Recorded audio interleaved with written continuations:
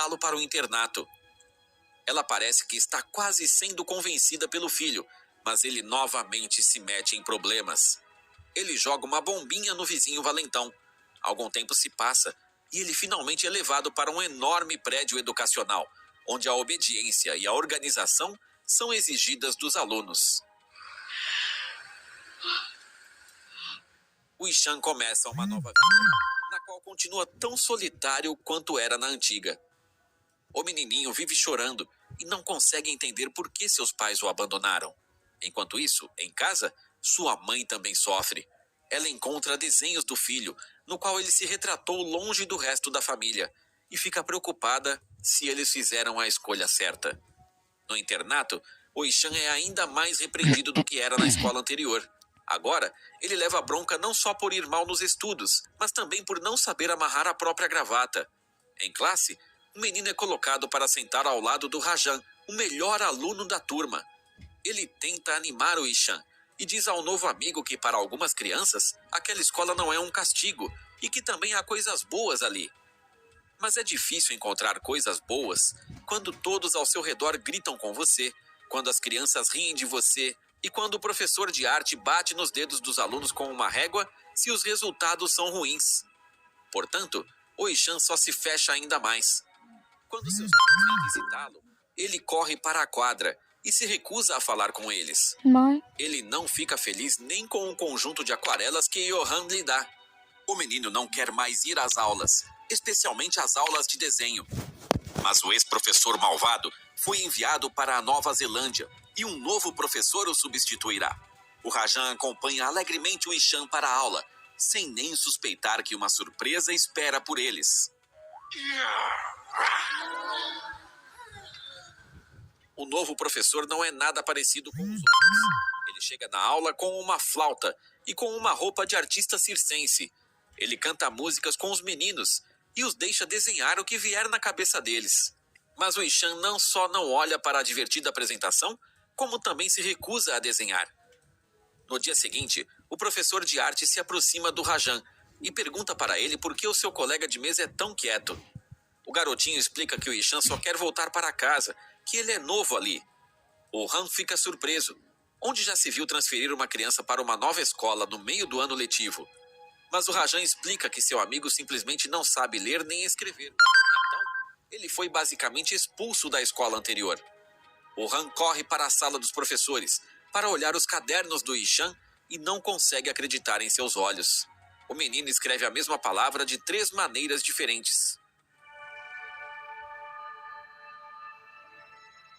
Mais tarde, o Han vai para o trabalho, dessa vez em uma escola especializada, na qual trabalha a maior parte do tempo. Lá, ele compartilha com uma colega de profissão que conheceu um menino no internato que se parece com ele. Com lágrimas nos olhos, o Han diz que o menino não diz uma palavra e parece implorar por ajuda com os olhos. Sem pensar 2 vezes, o Han decide ir até os pais do Ishan para conversar sobre tudo com eles. Lá, ele vê muitos desenhos e pergunta quem os desenhou. Quando a mãe do Ishan diz que eles são do seu filho mais novo, o professor não consegue acreditar no que está ouvindo. Afinal, o menino não desenhou nada em sua aula. O Han pergunta aos pais do Ishan por que eles o mandaram para tão longe. O pai começa a reclamar que não tinham outra escolha, que o filho é travesso e preguiçoso e que, caso contrário, ele repetiria a 3ª série outra vez. Mas o Han não concorda com nada disso. Ele acredita que todos os problemas são sintomas e não uma causa. O professor explica que há um padrão nos erros que o menino comete. Ele simplesmente confunde letras parecidas. Ele tem dislexia. No entanto, o pai do Ishan não está convencido com essa resposta. Ele tem certeza de que isso são apenas desculpas. Então, o Han pede ao Sr. Avasti para ele ler um texto em chinês em uma caixa. Quando ele diz que não consegue, o professor o repreende. O Han diz que é justamente por causa da dislexia que o Ishan tem dificuldade não só para ler e escrever, mas também para realizar pequenas tarefas cotidianas, como dar um nó numa gravata ou amarrar um tênis.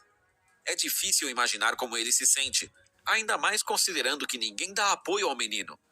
Talvez seja por isso que ele parou de pintar, diz o Han. Mas o Sr. Avasti não está preocupado com a pintura. Ele só quer que seu filho seja bem-sucedido e normal.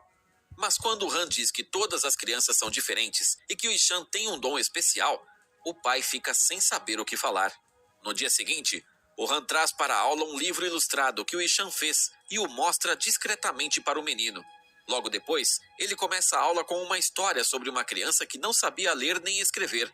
Mas apesar de que todos ao seu redor o ridicularizavam, ele cresceu e se tornou uma pessoa incrível. Sobre quem era a história? Albert Einstein. O Han começa a contar às crianças muitas histórias sobre pessoas famosas que não se davam bem com as letras na infância.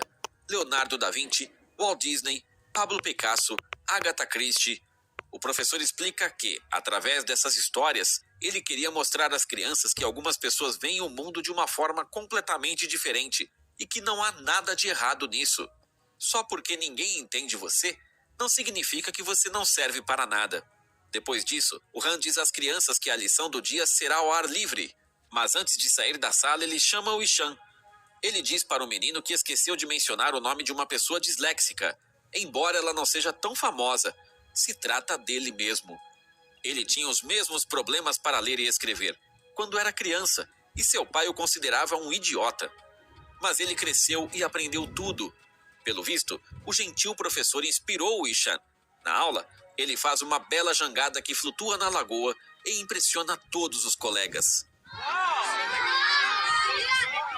O Han vai até o diretor do internato e diz que quer discutir o progresso do Ishan. O diretor vai logo achando que o professor veio reclamar, como todo mundo. Ele diz até que já está pensando em expulsar o menino, mas o Han o interrompe. Ele acredita que a inteligência da criança, na verdade, está acima da média e que ele só tem algumas dificuldades com a escrita. O professor de arte propõe ao diretor o seguinte plano. Ele gostaria de dar aulas de escrita, leitura e matemática para o garoto algumas horas por semana. Ele pede que os outros professores façam as provas do menino de forma oral.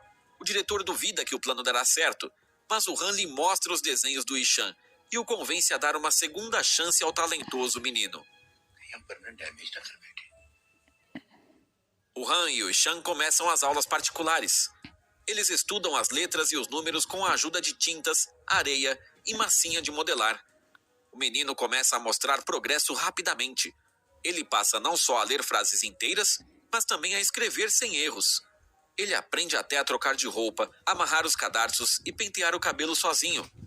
Alguns meses depois, o Han anuncia um concurso de arte na escola, no qual todos podem participar. Centenas de alunos, professores do internato e até a professora de desenho do próprio Han participam. Fica faltando somente o Ishan, que está desaparecido. O professor fica nervoso e o Rajan fala para ele que seu amigo saiu da escola antes do dia amanhecer.